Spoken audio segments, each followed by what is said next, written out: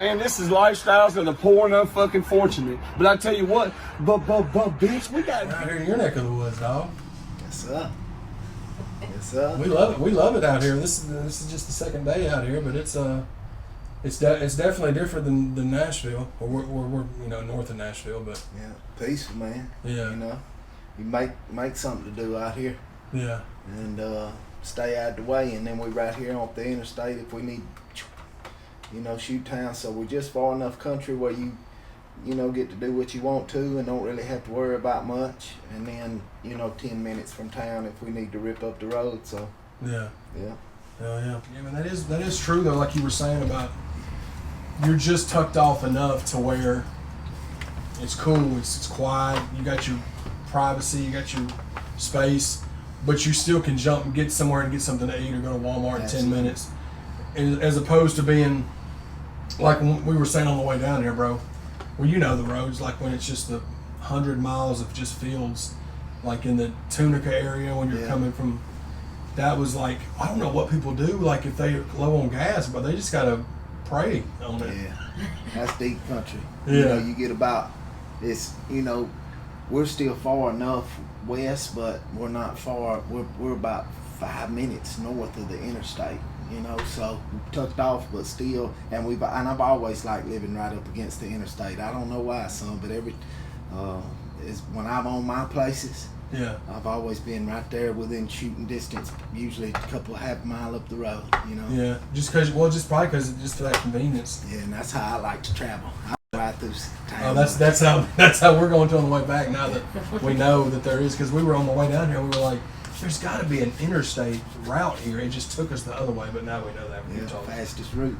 Yeah, but yeah. So like we've talked about earlier, you always lived in Louisiana. Did you ever live anywhere else besides like this area, or did you like other parts of Louisiana, or has it always been Monroe? So yeah, basically born at St. Francis. We was raised in the Monroe area until probably '88.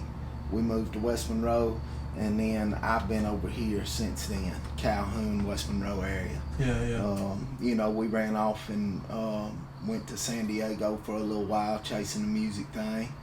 How long was you down there in San Diego? Months. Yeah. Had a homeboy that was in the Navy. He got stationed in San Diego, and we was gonna give it a rip, and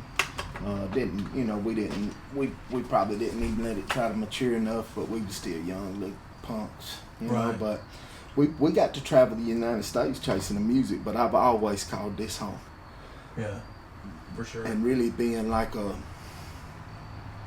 lot of people down here, dog, really never really get to travel outside. There's a lot of people probably here that's never traveled outside Louisiana. Yeah. And it creates this, it's all they know. And our way and our culture is all we know. So there's a lot of people that really never even get to get outside.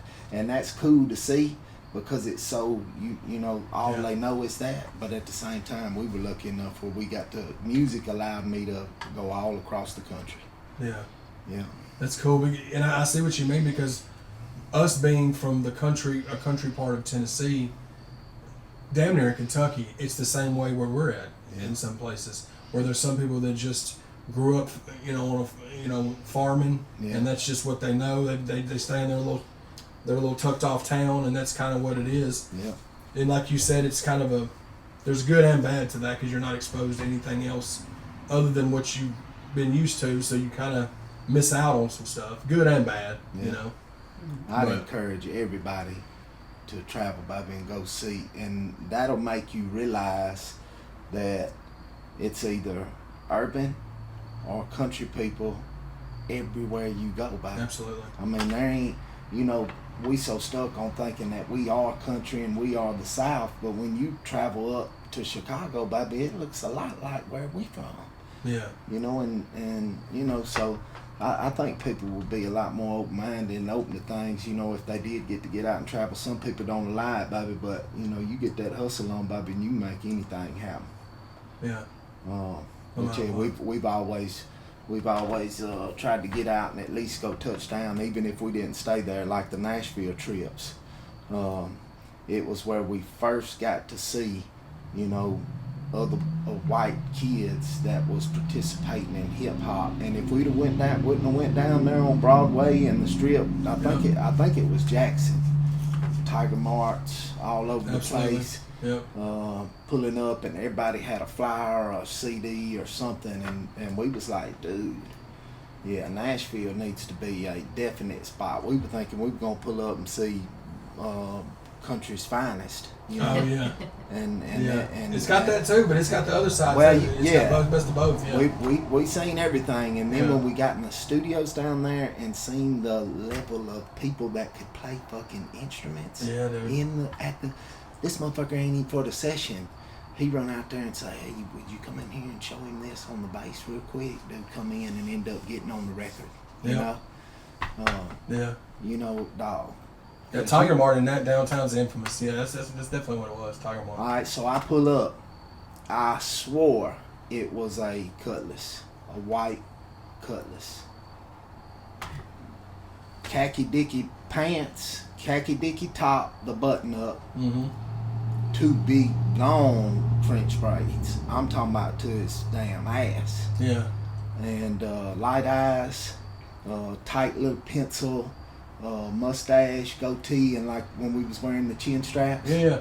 But we pulled up on struggle. That was like they wouldn't let nobody park in this gas station, right? Yeah. If you wasn't biting, you hurry up and leave. Yeah. Hurry up and buy. Yep. Yeah. And but he had his like right up next to the gas station, so I knew he was like, this is what he did, sitting on the back of his car, passing out shit. What year? You remember when this was from? I would say it was 02. Yep. That's about right, because 03, 04 is when him and Jelly and him did the Halfway House project. But Struggle and Jelly was grinding before that though. I'd just be guessing though. That sounds about right though. You know, but by way of hustling and skating that interstate is how we found out about them. Yep. How we found out about Jelly, and somebody may have turned us on to Jelly by way of YouTube when he was freestyling at that trap, but we got everything else down the highway. And then when we started going back and forth to record up there, we would set sessions up there just so we could go to network and link, do a little riff-raffing, you know? Yeah. And we bumped into him. He probably wouldn't recall it. I've told him that story.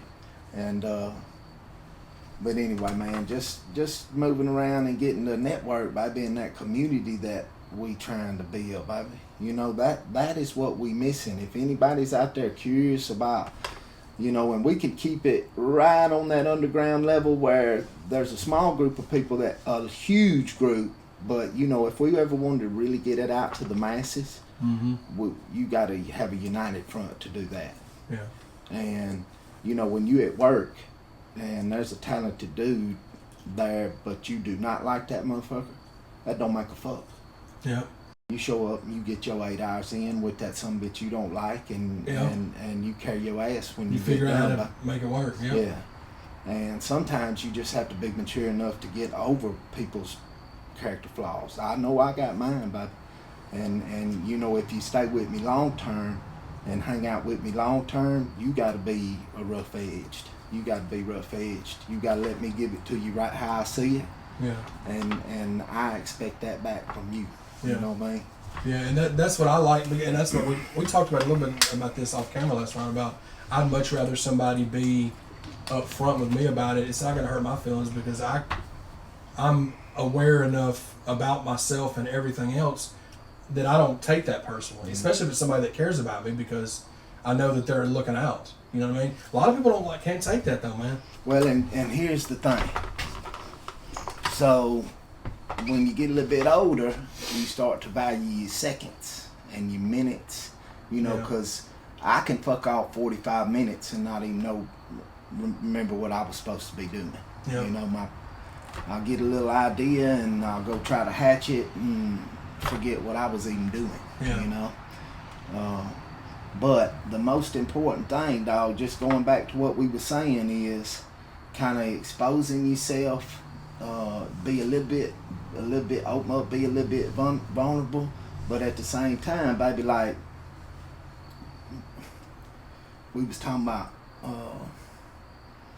Oh yeah. Here we go. You might have to cut that. You can run it if you want to, but Drake said when you know, we value those seconds and minutes now, so we don't have to do all the little proceedings. You know, hey baby, I need you to do this for me, right off the bat. No, hey man, how's your mama now? How's Greg and them down there at the plant? Is he still driving that old Ford pickup truck, baby? You know, if we get the time to sit down and talk like that, that's cool. But most of the time, I'm gonna need you to come on right at me and say, "Hey, bro, can I come down there and get this next interview shot, and let's do it on this date. You know what I mean?" Because chances are you're in the middle of 5 or 6 things while you're on the phone. Yeah. And you know, an independent hustler. Rest in peace, young Dolphin, young independent legend, dude. Yeah. But anyhow, looking at it from that angle, dude, when somebody's trying to take it on by themselves independently, baby, you really need to respect them people's time. And if you got something you need to say to them, baby, get it off, mean it, and go right with your move, baby. You know what I mean? Yeah. After you get to know somebody, of course. Right, yeah, because that ties in with what we've spoken about. Well, I'm not sure how we're airing this, but like yesterday, you was talking about the features thing, about how people, it's all about an approach, and it's also about, you know, somebody that just instantly approaches you that's never spoken to you before. So build the relationship. Yeah. You know, and then when you do, be direct with them. Yeah, for sure. But you got to build a relationship, build a rapport, baby. It's all. Yeah. You know, baby, this is all some people want to look at it like a game. It's real life, but if you wanted to look at it like a game, baby, you have got to be able to get along with people that you really don't get along with. Yeah. And, you know, avoid the bullshit when you can, but sometimes you have to hit that head on too, you know? Yeah. But yeah, baby.